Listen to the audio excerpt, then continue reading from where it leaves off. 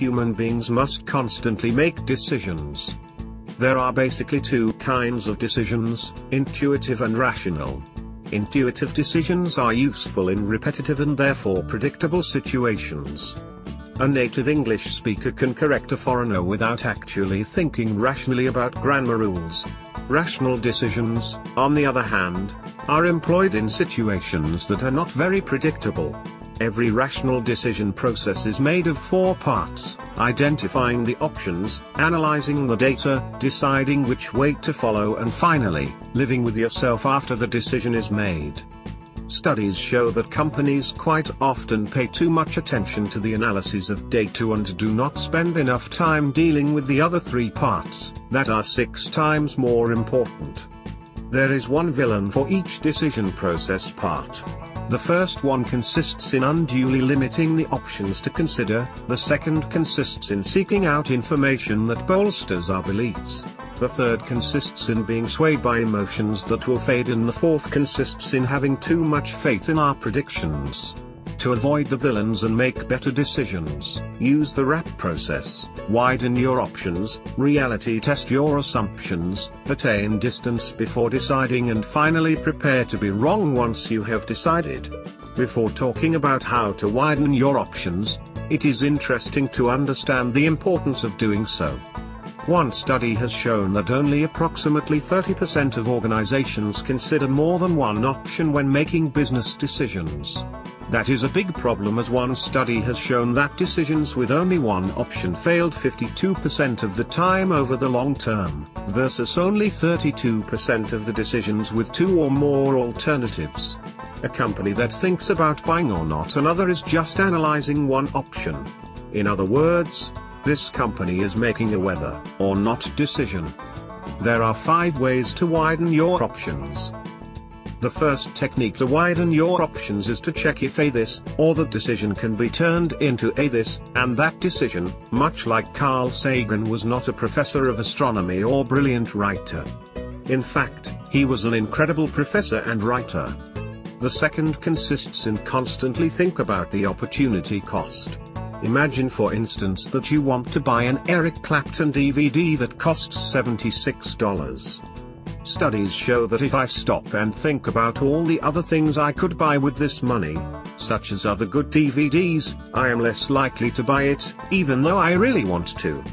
Another way to avoid having a narrow view is to do much like big companies do, when they use a decision advisor from KPMG or other companies to help them analyze a given market and make a good decision. If you do not have a decision advisor, you can try to think like one. The fourth way to widen your options is to try the vanishing options test. The idea here is to imagine that the magic genie from the bottle has an eccentric brother who, instead of granting 3 wishes to a person, arbitrarily takes options away. In other words, try to imagine how to proceed if you did not have any of the options you think you have. If you had to keep that bad employee, what would you do? The fifth way to multiply your options is to search for existing solutions. In this way, you avoid to waste too much time with things that do not matter and focus on things that actually matter. If you want to create a new bicycle, you should probably not try to change the shape of the wheels. You might try to focus on reducing the bike's weight or making it more stable. There are, basically, 3 ways to find existing solutions and use them to create new options for your app process. The first one is to search for people that have already solved the problem you need to address. This can be achieved by looking at your own bright spots. In other words, you can study the situations in which you were able to solve this problem. If some of your workers are able to do their work faster, it is important to understand how they achieve that. Doing so is a fast way to improve your company. You may also try to find answers outside your life experience. A great example of searching for solutions outside is Walmart. This company became very successful because it was able to replicate the best practices of its competitors. In other words, its benchmarking was very effective. The second way someone may effectively use prior solutions is by using the so-called decision playlist. Suppose, for example, that your company needs to cut expenses. A list of ready-made questions and issues, based on previous bright spots, could help direct the budget cutter. In this case, this list could contain questions such as, could you cut deeper than you need to in order to free up funds to invest in exciting new opportunities? It could also contain statements that might be useful such as, resist the urge to cut everything by a fixed amount. Think about ways to be more strategic with cuts. The third way to use existing solutions is to try to make analogies. A great example of an accomplishment only possible because of analogies is the creation of a swimsuit that was inspired by the texture of the shark's skin. This technology created swimsuits that were so fast that they were banned from competitions. If the analogy were to be made with the feathers of birds, the swimsuit would not probably work because birds do not swim. It would surely be an outstanding coincidence, if the birds could give us some insight in this situation. In this case, the shark skin can be considered a close analogy. The bird feather can be considered as the distant analogy. The close analogy presents lower risks and novelty than the distant analogy. It is important to remember that finding someone that has solved one problem is much easier than creating a decision playlist. It is also clear that creating a decision playlist is easier than creating analogies because, in order to do so, you need to think out of the box instead of just enumerating your bright spots. Considering more than one option at once is also called multi-tracking. Therefore, multi-tracking is the first part of the RAP process. It is important to understand how the simple fact of analyzing more than one alternative improves the quality of the decision process. Suppose you want to buy a new car. If you only see one option that has a small trunk, you may not even realize it. However, if you check 3 cars, you are likely to notice that. In this way, multi-tracking is effective to help you learn the shape of the problem before analyzing it. Another interesting thing about analyzing more than one option is that it keeps egos in check. If you only have one option to present to your boss, you will probably receive any criticism very personally. Nevertheless, if you present him 4 projects and he criticizes one of them, you are not likely to feel personally attacked. When you learn to shift between different options, when you learn how to appreciate the value of different alternatives, you learn a very important skill. This skill might as well be used to shift between 2 mindsets, prevention focus and promotion focus. A great part of investors in Brazil are today avoiding negative outcomes due to the economic crisis. In other words, the prevention focus prevails in Brazil today. The most successful companies act more like multi-trackers, combining the best elements of promotion and prevention. During the 2000 recession, for instance, Staples closed some underperforming stores and contained its operating costs, but it also hired 10% more workers, using them to roll out some new high-end services. Understanding what multi-tracking is not about may as well help widen your options. The authors of the book are not pushing people to decide between 245 alternatives, but to avoid whether or not decisions. If companies were to decide between 2 or 3 alternatives, their success rates would surely increase.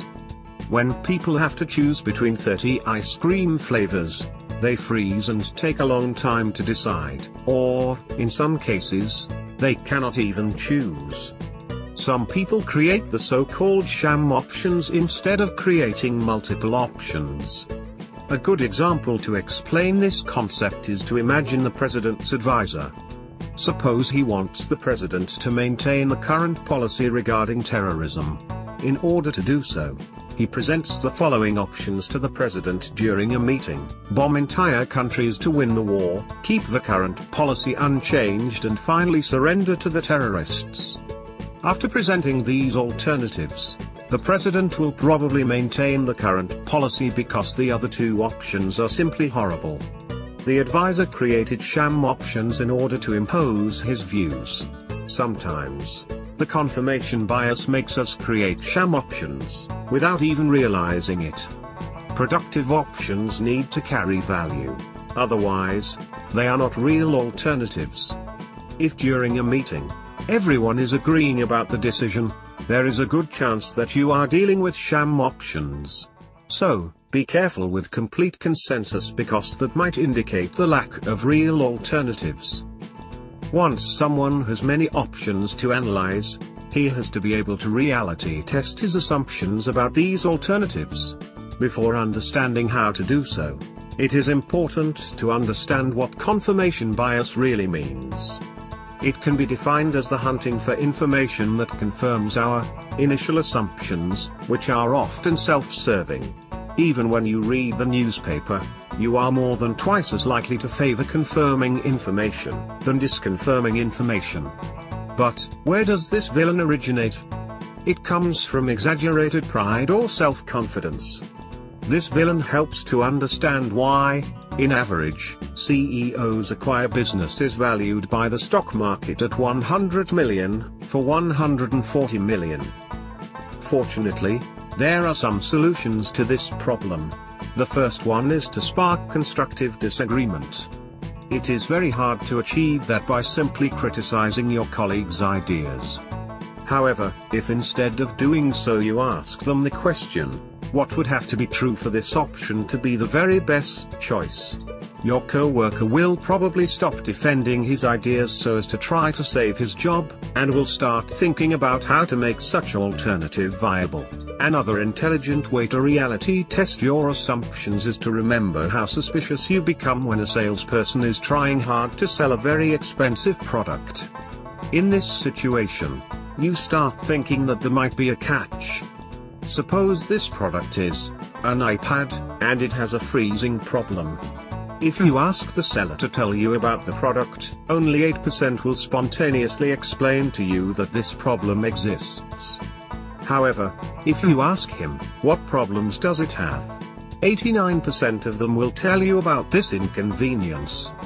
In this case, you'll obtain valuable information by using questions that disconfirm the information given, because the seller knows that someone you asks a question like this one is probably well informed and, therefore, not very easily convinced by lies. If a lawyer wants to start to work in a new company, he will always hear about how the company is great. If he asks anyone if they have a life outside the business environment, most will answer yes.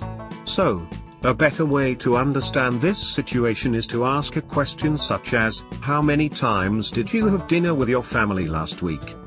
The practice of asking such questions can backfire in cases where there is a clear power dynamic, as between a doctor and a patient. In this case, the doctor will have better results by asking open-ended questions such as, what can you tell me about your pain? In this way there is a smaller chance that the doctor will frame what the patient feels to fit the description of a given condition. How do you know whether to ask probing questions or open-ended ones? A good rule of thumb is to ask yourself, what is the most likely way I could fail to get the right information? If you are buying a used car, you are most likely to fail by not discovering a flaw of the vehicle. If you are a vice president seeking feedback from a factory worker, you are most likely to fail by not uncovering what he really thinks. In the first case, probing questions are effective, and in the second, open-ended questions will probably work better. The third technique to avoid the confirmation bias is the so-called extreme disconfirmation. It consists in forcing ourselves to consider the opposite of our instincts. Sometimes we assume that someone does not value us, or is trying to undermine us. However, this happens quite often because we focus on the criticism or somebody's behavior in very specific moments. In this way, instead of thinking about all the bad things your wife does, you should try to balance them with the very good things she does for you daily. In this way, you have a better sense of who your wife is.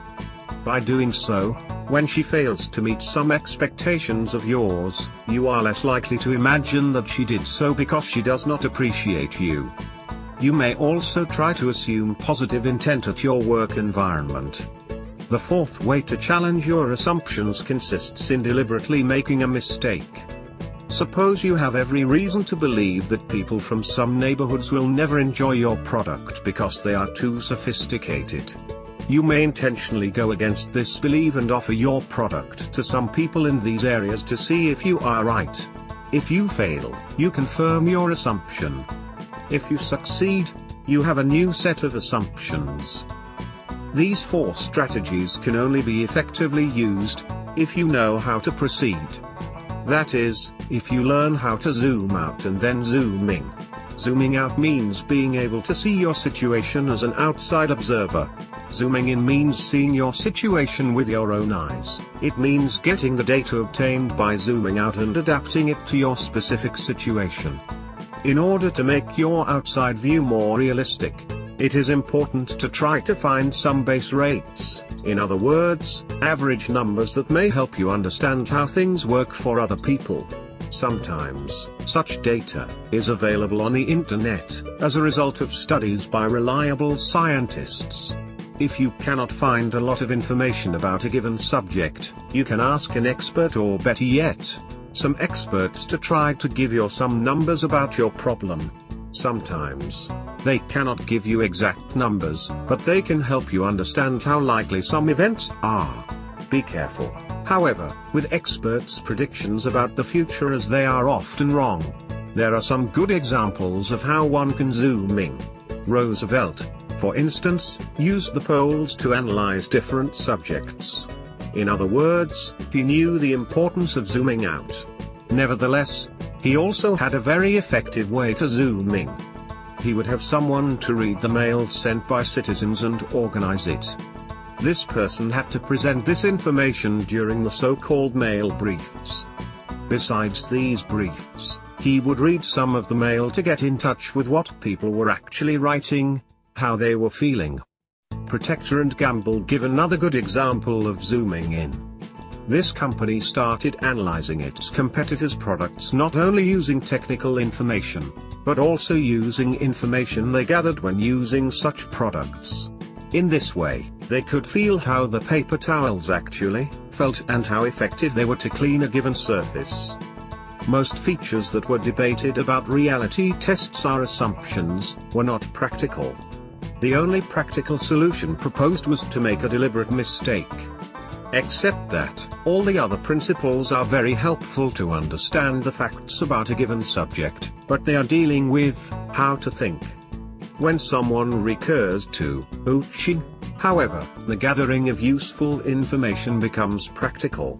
ATTAIN means running small experiments to test our theories. In other words, rather than jumping in headfirst, we dip a toe in. This technique is particularly useful because, as studies have shown, even experts are horrible at making predictions. Doctors, economists and engineers are quite often wrong when they try to predict the future. When you make a small experiment, you create a way to see if your basic assumptions work in reality, before putting your big idea into practice. One study has even shown that corporate executives favor prediction while entrepreneurs favor active testing.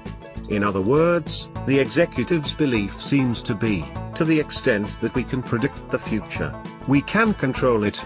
On the other hand, entrepreneurs' belief seems to be, to the extent that we can control the future, we do not need to predict it. Another study that shows how predicting is less useful than testing concerns the process of hiring new employees. It shows that if you create an activity to evaluate a prospective employee, you are more likely to judge his capacity than if you simply interview them. This happens because when you interview someone, you are basically trying to predict whether or not he will be a good professional. When you choose someone based on his capacity to solve problems similar to the ones your company faces, you are much more likely to choose well. It is important to know that testing is not very useful in situations that require commitment. Suppose, for instance, that you have decided to go to the gym 3 times a week. If you start making some different tests instead of sticking to your objective, simply because you feel a little discomfort, you will end up not achieving what you want. Coaching is useful when we genuinely need more information and not in situations that we already know what to do and how to do it. Once you have analyzed your options, you must decide. This process might be more complicated than it sounds, especially due to short-term emotions. It is not a good idea, for instance, to make a major life decision just after losing a loved one. In this case, the person taking the decision can easily spot the feeling that might lead him astray. However, we might be misled by other short-term emotions that are not so easy to spot. These emotions are known as the status quo bias. The tendency to maintain things as they are, even if they are not that great, can be explained by two different phenomena. The first one is the so-called loss aversion. Human beings usually find losses more painful than gains are pleasant. The second phenomenon is the so-called mere exposure. People tend to like what is familiar to them. They are, therefore, likely to sell a mug they have used for some minutes for a higher price than a mug they have just found. In order to avoid easy-to-spot emotions, as well as the status quo bias, humans must try to attain distance. This can be achieved by three methods. The first one is the 10-10-10 analysis. This method forces us to consider our future emotions. How would you feel 10 minutes from now if you asked that girl out and she said yes? What about 10 months from now? What about 10 years from now? How would you feel in these same future moments if she said no? Another technique to attain distance consists in looking at your situation from an observer's perspective. A businessman, for example, should ask himself, what would my successor do? Another interesting way to overcome short-term emotions is to think of yourself as an advice giver. In other words, what would you tell your best friend to do in this situation? Sometimes, short-term emotions are not the problem. Some people can successfully take some time to decide and avoid these emotions. However, they fail to decide correctly due to long-term emotions. In other words, they face conflicts among their core priorities. Core priorities are long-term emotional values, goals or aspirations.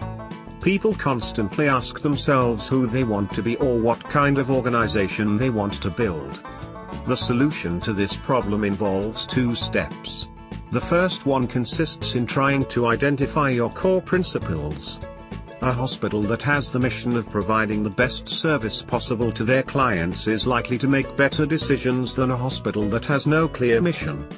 This mission allows their doctors and managers to decide between different options using very clear criteria.